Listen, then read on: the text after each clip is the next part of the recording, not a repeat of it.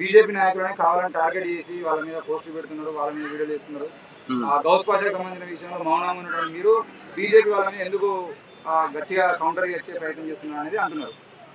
Okay, ఇప్పుడు గౌస్ పాషా అనే ఒక వ్యక్తి 12 ఏళ్ల ఒక అమ్మాయిని ఇబ్బంది పెట్టి లైంగికంగా దాడి చేసి అమ్మాయి ఎక్కడ బయట చెప్తుందేమో అని ఒక బిల్డింగ్ పై నుంచి తోసేసిన ఘటన ఇది. సో ఈ ఘటనలో మా మీద వస్తున్న అండ్ మాతో పాటు ఇంకా చాలామంది అందరి మీద, శ్రీనివాస్ గారి మీద అండ్ తులసి చంద్ గారి మీద, ఇంకా చాలామంది ఫోటోలు, పృథ్వీరాజ్ గారి మీద, పాశం యాదగిరి గారి మీద, ఇన్నయ్య గారి మీద, వీళ్ళందరి ఫోటోలు పెట్టి ఇట్లా ఒక సింబల్ పెట్టి, ఇప్పుడు చాట్ జీపీటీలో ఇప్పుడు అలవాటు అయిపోయింది కదా, జస్ట్ ఇట్లా ఒక ఫోటో ఇచ్చి టెక్స్ట్ ఇస్తే ఫ్లైయర్ వచ్చేస్తుంది, గ్రాఫిక్ ప్లేట్ వచ్చేస్తుంది. సో చాలా ఈజీగా తయారు చేసి పెట్టేస్తున్నారు. సో ఏమని అంటే వీళ్ళు పరామర్శించలేదు, లేకపోతే వీళ్ళు వార్తలు రాయలేదు అంటే వీళ్ళు ఏం చూడరు అనమాట. అసలు మన తొలి వెలుగు ఛానల్ కానీ, కాలోజీ కానీ, ఇంకా మిగతా ఛానల్స్ అన్నీ, నా ముందున్న అన్ని ఛానల్స్ అన్నీ నిమ్స్ హాస్పిటల్ లోపలికి వెళ్ళి ఆ బాలిక యొక్క ఫాదర్తోని, పేరెంట్స్తోని మాట్లాడి, అక్కడికి వచ్చిన గెస్ట్లందరితో మాట్లాడించి ఈ విషయాన్ని బయటకు చెప్పినారు. నేను స్వయంగానైతే ఈ ఘటన జరిగిన తర్వాత తెల్లారి మార్నింగ్ న్యూస్లో పేపర్లో వచ్చింది.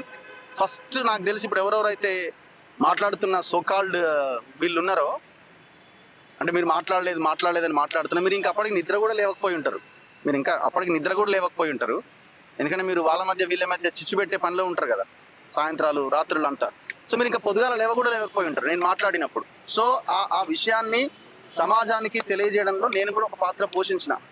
మేము థంబ్నెయిల్ కూడా గౌస్ పాషా గాడు వీడు అని థంబ్నెయిల్ పెట్టి మరి ఆ వార్తని ప్రజెంట్ చేసినాం మేము. సో ఎక్కడ ఈ విషయంలో మేము ఇది చేయలేదు.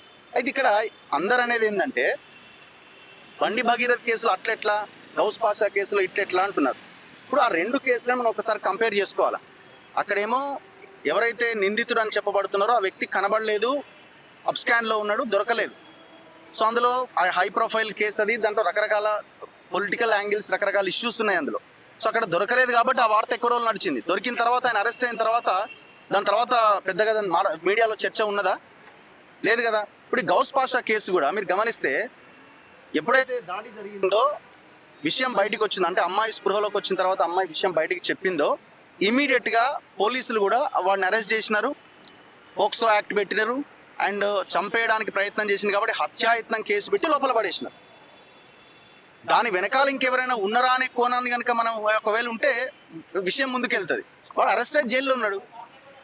ఇంకా అరెస్ట్ అయ్యి జైలు ఉన్న తర్వాత ఈ కేసు నా కేసుని ఎట్లా అరెస్ట్ అయ్యి జైల్లో ఉన్నా కూడా అమ్మాయి హాస్పిటల్లో ఉంది కాబట్టి హాస్పిటల్కి వెళ్ళి బాధ్యతతో మేము మా మీడియాలో జర్నలిస్ట్గా మేము మీడియా నిర్వర్తించింది. మీరందరూ అదే పని చేసినారు. వీళ్ళకి ఏంటంటే సింపుల్గా అమ్మ ఒకటి రాసేసి వేసేస్తే దీని మీద ఒక పెద్ద చర్చ జరుగుతుంది. వీళ్ళంతా ఒక బ్యాచ్, వీళ్ళంతా హిందూ వ్యతిరేకులు, వీళ్ళంతా ఓన్లీ హిందువులు దాడి చేసినప్పుడే మాట్లాడతారు, ముస్లింలు దాడి చేసినప్పుడు, ఇంకో వర్గం ఇంకో మతం వాళ్ళు దాడి చేసినప్పుడు మాట్లాడారు అనేది ఒకటి తీసుకెళ్ళాలి కదా. అప్పుడు జనాల్లోకి తీసుకెళ్తే ఓహో వీళ్ళంతా హిందూ వ్యతిరేకులా, వీళ్ళు మనోళ్ళు కాదా అని జనం అనుకోవాలి. కానీ కామన్ ఇప్పుడు మీరు ఆ ఫ్లైయర్ రిలీజ్ చేయగానే జనరల్గా జనాలు ఛానల్ పేరు టైప్ చేస్తారు, మన తొలి వెలుగు అని టైప్ చేయగానే వీడియోలు వస్తాయి. ఆ వీడియోస్లోకి వెళ్తే అసలు వీళ్ళు ఎన్ని వీడియోలు చేసినా కనబడదా?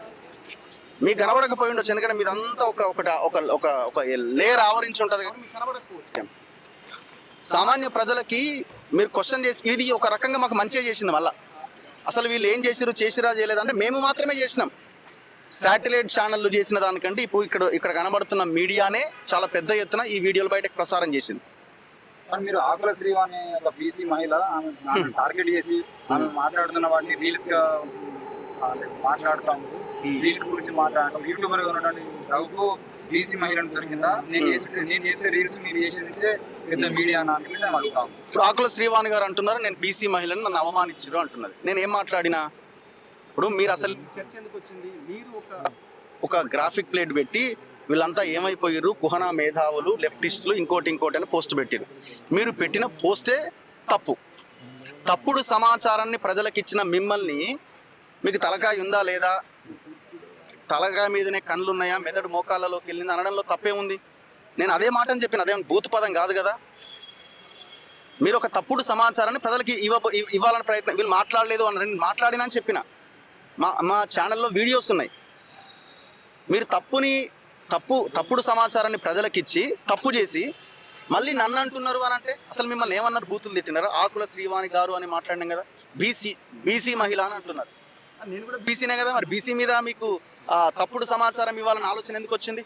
నేను బీసీనే, మరి నేను కూడా బీసీనే కదా. అసలు మీరు బీసీలు ఎస్సీలు ఎస్టీల గురించి మాట్లాడే లైన్ అసలు మీది కానే కాదు కదా. ఫస్ట్ మీది ఓన్లీ మతాల మధ్య లైనే కదా మీది. ఎస్సీ ఎస్టీ బీసీలని మీది ఎక్కడిది? ఇది ఒకటి. రెండోది మీరు ఆన్సర్ చెప్పాల్సింది ఏంటంటే, ఇప్పుడు మేము జర్నలిస్ట్గా మేము మాట్లాడినా మీరు మాట్లాడలేదు అంటున్నారు. మేము అడుగుతున్నాం, మీ పార్టీ అధ్యక్షుడు ఎక్కడున్నాడు? నిమ్స్కి వచ్చిండా? బీజేపీ రాష్ట్ర అధ్యక్షుడు రామచంద్రరావు గారు నిమ్స్ ఆసుపత్రికి వచ్చిండా? 8 మంది బీజేపీ ఎంపీలలో ఎంతమంది బీజేపీ ఎంపీలు నిమ్స్ ఆసుపత్రికి వచ్చి ఆ బాలికని పరామర్శించారు? క్వశ్చన్ నెంబర్ 2, గెలిచిన బీజేపీ ఎమ్మెల్యేలు ఎంతమంది వచ్చి నిమ్స్ ఆసుపత్రికి వచ్చి పరామర్శించారు? పోనీ మీరేమైనా వచ్చి పరామర్శించారా నిమ్స్ ఆసుపత్రికి? నాకు తెలియదు, మరి తెలుసు అని చెప్తా. మీరేమన్నా వచ్చారు? అసలు మీకు మాకు మధ్య గొడవ కాదు, ఇది మీకు కూడా ప్రమోషన్కి ఉపయోగపడుతుంది. ఎందుకంటే మీ పేరు ఇప్పుడు మొత్తం వైరల్ అవుతున్నది, ఇన్ని ఛానల్ చూపిస్తున్నాయి. మీరు అంటున్నారు కదా ఎమ్మెల్యే కాకుండా అడ్డుకుంటారా అని అంటే, మేమెవరు అడ్డుకోవడానికి? కార్పొరేటర్ కాకుండా అడ్డుకుంటారా? ఓడగొడతారా? మేమెవరు ఓడగొట్టడానికి? మాకు మీ నియోజకవర్గంలో మీ డివిజన్లో ఓటు కూడా లేదు మాకు. ప్రజలు మీరు చేసిన మంచి పనులు మీరు మాట్లాడే దాన్ని బట్టి ప్రజలు ఓట్లు వేయాలా వద్దా అనేది ప్రజలు డిసైడ్ చేస్తారు. మీ నియోజకవర్గం మీ డివిజన్ ప్రజలు డిసైడ్ చేస్తారు, మేము కాదు డిసైడ్ చేసేది. నేను బీసీ మహిళ ఓడగొట్టాలని ప్రయత్నం మాకేం అవసరం అండి? 119 నియోజకవర్గాల్లో ఒకవేళ పోటీ చేస్తే అందరూ పోటీ చేసిన అభ్యర్థులు మీరు ఒకరు అవుతారు. 300 డివిజన్లలో ఇప్పుడు జిహెచ్ఎం సెలక్షన్ జరిగితే అందులో పోటీ చేసే అభ్యర్థులు మీరు ఒకరు అవుతారు. మాకు 100 ఉంటాయి, మీకు కేవలం ఒకటే ఉంటుండొచ్చు. ఆమె చేస్తున్న రీల్స్ గా మాట్లాడుతున్నారు, అది సరైన పద్ధతి కాదు అంటారు. రీల్సే కదా మరి, వాళ్ళు ఎక్కువ రీల్స్ మీదనే ఆధారపడతారు. మీరు రీల్స్ ఓన్లీ సమాజం కోసం దేశం కోసం అంటున్నారు, మరి మేము వీడియోలు కూడా దేశం కోసం సమాజం కోసమే చేస్తున్నాం. మరి మీరు మమ్మల్ని ఏమంటున్నారు?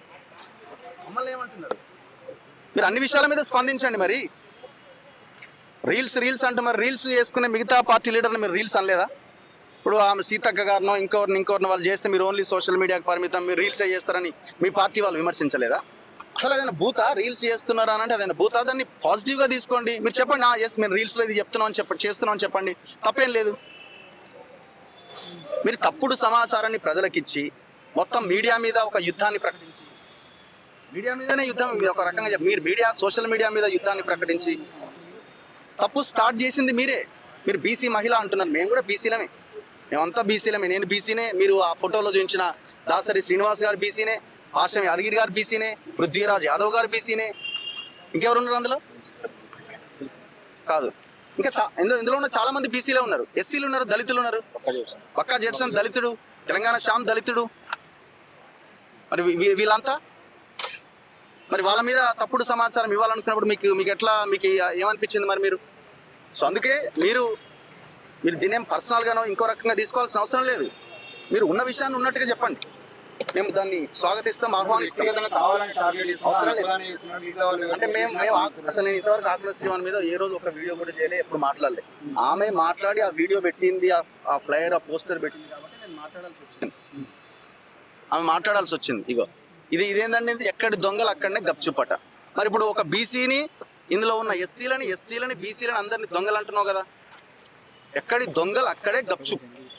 అంటే జర్నలిస్ట్ రఘు దొంగ, పృథ్వీరాజ్ యాదవ్ దొంగ, పాశం యాదగిరి దొంగ, కుర్మ సామాజిక వర్గ పాశం యాదగిరి దొంగ, బీసీ యాదవ్ పృథ్వీరాజ్ యాదవ్ దొంగ, పద్మశాలి బిడ్డ ఎవరు జర్నలిస్ట్ రఘు దొంగ, పద్మశాలి బిడ్డ దాసరి శ్రీనివాస్ దొంగ, దళితుడైన తెలంగాణ శ్యామ్ దొంగ, దళితుడైన ఎవరు జడ్సన్ దొంగ, ఒక మైనార్టీకి చెందిన అస్మా దొంగ. అందరు దొంగలేనా?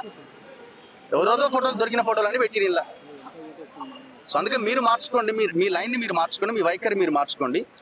సో మీరు ఏదో అన్నారని మేము ఏదో అయిపోయి నోరు జారి ఇంకేదో చేయాల్సిన అవసరం లేదు. సో మీరు లైన్కి రండి. మీరు ఎంతసేపు ఇప్పటికైనా మీ పార్టీ ఇదంతా పరిణామాలు చూస్తే ఇప్పుడు ఏమైపోయిందంటే మీరు బీజేపీ రాష్ట్ర అధ్యక్షులు ఇరికిస్తున్నారు అడ్డంగా. ఆయన నాకెందుకు వచ్చిందిరా నాయన, నేను పోకపోతే ఇప్పుడు నా పేరు వచ్చింది మధ్యలో అనుకుంటున్నాను. ఆయన ఎవరికో ఫోన్ చేసి చెప్తున్నాడట, నన్ను ఎందుకు వాడుతున్నారు బాబు, ఆమె ఏదో అన్నది వదిలేయరని ఫోన్ చేస్తున్నారు మన వాళ్ళకి. బీజేపీ ఎంపీలు ఎమ్మెల్యేలు ఫస్ట్ మీ పార్టీ లైన్ చెప్పండి. మీ పార్టీ ఆఫీస్లో దీని మీద ప్రెస్ మీట్ పెట్టిరా చెప్పండి. ఇప్పుడు press meet law and order మీద పెట్టొచ్చు, రాష్ట్రంలో ఇది జరుగుతుంది, లా అండ్ ఆర్డర్ లేదు అని. లా అండ్ ఆర్డర్ మీద పెట్టే మరి ఈ అంశం మీద మీ ప్రెస్ మీట్ లేవి కనీసం మీ పార్టీ ఆఫీస్లో. సో ఆ ప్రయత్నం చేయండి, ఫస్ట్ ఆ ప్రయత్నం చేసి యువతల వాళ్ళని అనండి.